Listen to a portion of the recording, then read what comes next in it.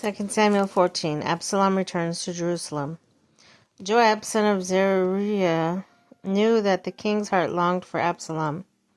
So Joab sent someone to Tekoa and had a wise woman brought from there. He said to her, "Pretend you are in the mourning. Dress them in the mourning clothes and don't use any cosmetic lotions. Act like a woman who has spent many days grieving for the dead. Then go to the king and speak these words to him." And Joab put the words in her mouth. When the woman from Tekoa went to the king, she fell with her face to the ground to pay him honor, and she said, "Help me, your majesty." The king asked her, "What is troubling you?" She said, "I'm a widow. My husband is dead. Your servant had 2 sons. They got into a fight with each other in the field, and one was stuck there to separate them. One struck the other and killed him. Now the whole clan has risen up against your servant. They say, 'Hand over the one who struck his brother down, so that we may put him to death for the life of his brother whom he killed. Then we will get rid of the heir as well. They would put out only the burning coal I have left, leaving my husband, neighbor, nor descendant on the face of the earth.'" The king said to the woman, "Go home, and I will issue an order in your behalf." The woman from Tekoa said to him, "Let my lord the king pardon me and my family, and let the king and his throne be without guilt." The king replied, "If anyone says anything to you, bring them to me, and they will not bother you again." She said, "Then let the king invoke the Lord his God to prevent the avenger of blood from adding to destruction, so that my son will not be destroyed." "As surely as the Lord lives," he said, "not one hair of your son's head will fall to the ground." The woman said, "Let your servant speak one word to my lord the king." "Speak," he replied. The woman said, "Why then have you devised a thing like this against the people of God? When the king says this, he does not convict himself, for the king has not brought back his banished son, like water spilled on the ground which he cannot be recovered. So we must die, but that is not what the God desires. Rather, he devises ways so a banished person does not remain banished from him. And now I have come to say this to my lord king, because the people have made me afraid.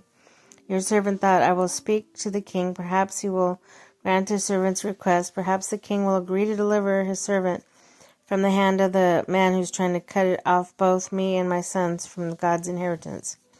Now your servant says, may the word of the Lord king secure my inheritance. For my lord the king is like an angel of God in discerning good and evil. May the Lord your God be with you." Then the king said to the woman, "Don't keep me from the answer to what I'm going to ask you." "Let my lord king speak," the woman said. The king asked, "Isn't this hand of Joab with you in all this?" The woman answered, "As surely as you live, my lord the king, no one can turn to the right, to the left, or anything my lord the king says. Yes, it was your servant Joab who instructed me to do this, and who put all the words into the mouth of your servant. Your servant Joab did this to change the present situation. My lord has wisdom like that of an angel of God. He knows everything that happens in the land, the king of Joab, very well. I will let you do it. Go bring back the young man Absalom. Joab fell with his face to the ground to pay him honor and blessed the king. Joab said, "Today your servant knows what he has found favor in your eyes, my lord the king, because the king has granted his servant's request." Then Joab went to Geshur and brought Absalom back to Jerusalem. The king said, "He must go in his own house. He must not see my face."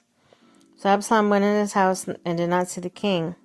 In all Israel there is not a man so highly praised for his handsome appearance as Absalom. From the top of his head to the sole of his foot there was no blemish in him.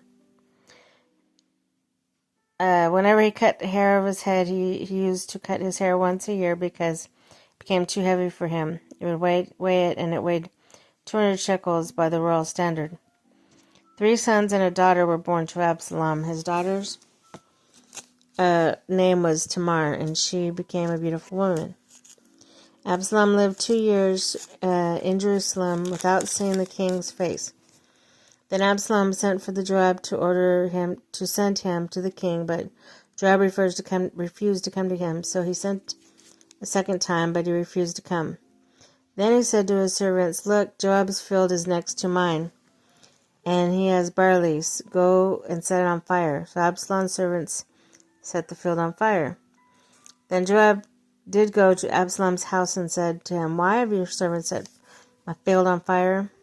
Absalom said to Joab, "Look, I sent word to you and said, 'Come here so I can send you to the king to ask, why have I come to Geshur? Would it still be better for me if I were still there? Now then, I want to see the king's face, and if I am guilty of anything, put me to death.'" So Joab went to the king and told him, and then the king summoned Absalom.